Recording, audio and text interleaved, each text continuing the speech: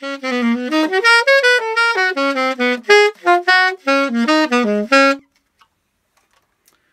my name is Terry Quinney. I'm one of the woodwind tutors at the Dorset Music Hub, and I'm also the director of the Dorset Youth Jazz Orchestra. And today I'd just like to present a little video designed to help anybody who might be interested in learning a little bit about how to improvise, whether or not you're in the Youth Jazz Orchestra.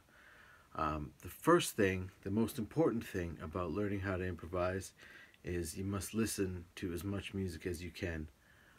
There's no way around it. Listening is absolutely critical.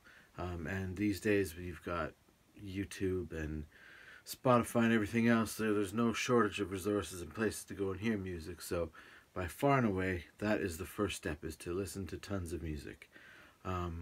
Learning how to improvise is kind of like learning a language. We learn it in the same way, right? You listen first and then you imitate, right? Listen and then imitate. So I can't stress that enough. You've got to listen.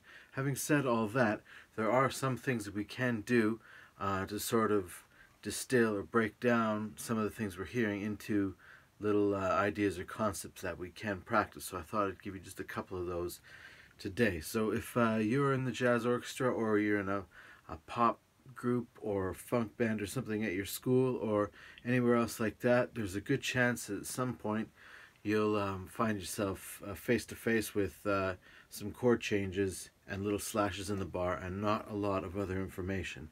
And I understand that can be a little bit intimidating sometimes, right? There's no written notes and you don't really have any clue of what you're supposed to play, but there's no need to panic. There's a few things that we can do to sort of get our ear acclimatized to what sounds we will be hearing and what sounds we can make that will hopefully fit in with what's going on in the rest of the band. Okay, so we've got 4 exercises here designed to help us start to be able to hear what's going on in the rest of the band and hear how the sounds that we can make relate to what's going on in the rest of the band, and also to help decode some of the symbols that we're seeing on the page with the chord symbols and the slashes and other things like that.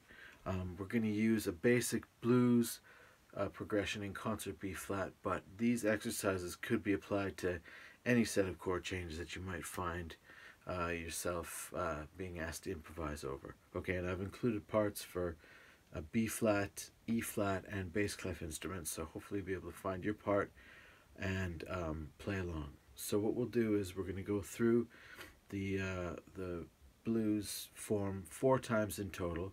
The first time we're going to be playing just the roots of the chords. Second time, the roots and the thirds of the chords. The third time will be roots, thirds, and fifths of the chords. And then the fourth time I've left blank, and the idea with that is that you'll take the notes that we've been using in the previous 3 choruses and try to construct something using your own sort of rhythmic ideas and start to experiment with what rhythms sound good and sound right to you. Okay, because rhythm, being able to play with a strong and convincing rhythm is probably just as important, if not more important, than the actual notes that you play when you're improvising.